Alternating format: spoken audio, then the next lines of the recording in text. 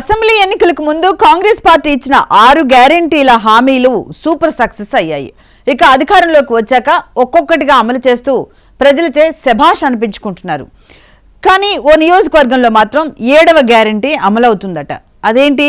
Congress party 6 గ్యారెంటీలే కదా ఇస్తామని హామీ ఇచ్చింది, మరొకటి ఏంటనే కదా మీ doubt. Let's watch the story.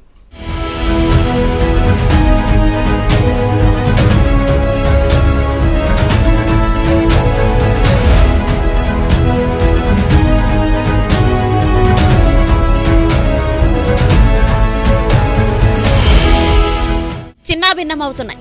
ఇకపై అలా జరగనివ్వను, నన్ను ఎమ్మెల్యేగా గెలిపించండి, మిగతాది వెండితెరపై చూపిస్తాను అంటూ బెల్ట్ షాపులు బెల్ట్ తీస్తానన్న హామీని అమలు చేస్తున్నారు మునుగోడు ఎమ్మెల్యే కోమటిరెడ్డి రాజగోపాలరెడ్డి.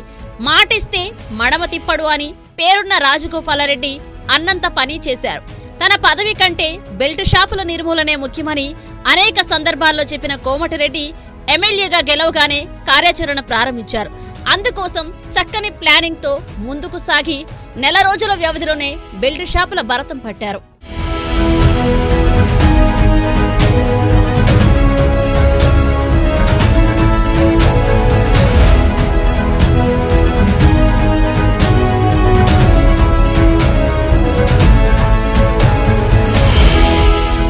నల్గొండ జిల్లా మునుగోడు నియోజకవర్గంలో 2000కు పైగా బెల్ట్ షాపులు బంద్ అయ్యాయి.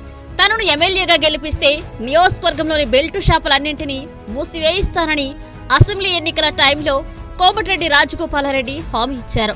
ఇక రాజగోపాలరెడ్డి ఎమ్మెల్యేగా గెలవడంతో ఎక్సైజ్, పోలీస్ ఆఫీసర్ల సహకారంతో నెల రోజుల వ్యవధిలోనే నియోజకవర్గంలోని దాదాపు 2000 బెల్ట్ షాపులను క్లోజ్ చేయించారు. గ్రామాల వారీగా కమిటీలు వేసి బెల్ట్ షాపులకు వ్యతిరేకంగా తీర్మానాలు చేయించారు.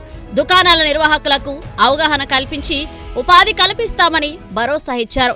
బెల్ట్ షాపులు మూసివేస్తే గ్రామానికి 5 లక్షల ప్రోత్సాహం ఇస్తానని హామీ సైతం ఇచ్చారు.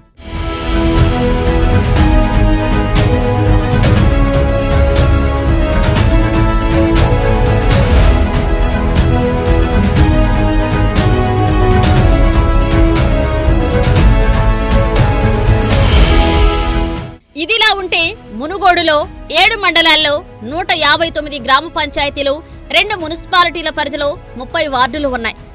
వైన్స్ కు అనుబంధంగా ఒక్కో పంచాయతీ పరిధిలో 10 అంతకు మించి బెల్ట్ షాపులు నడుస్తున్నాయి. ఏ గల్లీలో చూసినా ప్రత్యేకంగా నడిచే బెల్ట్ షాపులతో పాటు చిన్న చిన్న హోటళ్లు, కిరాణా దుకాణాల్లోనూ విచ్చలవిడిగా లిక్కర్ అమ్ముతున్నారు. బెల్ట్ షాపులకు గ్రామాల్లో వేలం పాటలు కూడా నిర్వహిస్తున్నారు. గత బీఆర్ఎస్ ప్రభుత్వంలో టార్గెట్ల కోసం ఎక్సైజ్, పోలీస్ డిపార్ట్మెంట్ మామూళ్ల కోసం వేలం పాటల ద్వారా పంచాయతీలకు వచ్చే పైసల కోసం సర్పంచ్లు బెల్ట్ షాపులను ప్రోత్సహిస్తూ వచ్చారు.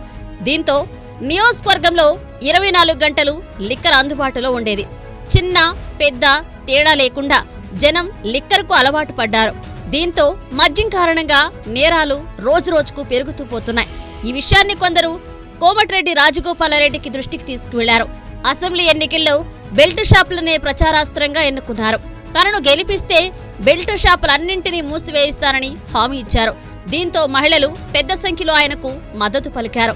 బెల్ట్ షాపులను మూసివేయడంతో జనం ఆనందం వ్యక్తం చేస్తున్నారు.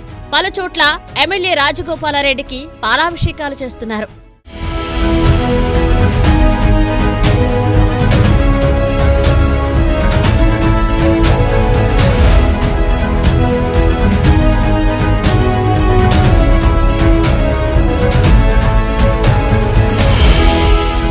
ఓవైపు 6 గ్యారెంటీలతో కాంగ్రెస్ అధికారంలోకి వస్తే మునుగోడులో మాత్రం 7వ గ్యారెంటీగా బెల్ట్ షాపుల దందాకు చరమగీతం పాడడంతో మహిళల్లో ఆనందం వెల్లువిరుస్తోంది.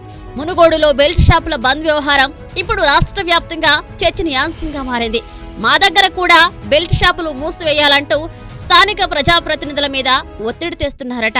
ఎమ్మెల్యే రాజగోపాలరెడ్డి ఎంత పని చేశావయ్యా అంటూ ప్రజాప్రతినిధులు లోలోపల మదన పడుతున్నారట. ఓవైపు ప్రభుత్వానికి ప్రధాన ఆదాయ వనరుగా ఉన్న లిక్కర్, బెల్ట్ షాపుల మూతతో ఇబ్బందులు ఎదురవడం ఖాయమంటున్నారు మందుబాబులు. చూడాలి మరి మునుగోడును ఆదర్శంగా తీసుకుని రాష్ట్ర వ్యాప్తంగా బెల్ట్ షాపులకు చెక్ పెడతారా, లేక చూసి చూడనట్లు వదిలేస్తారో.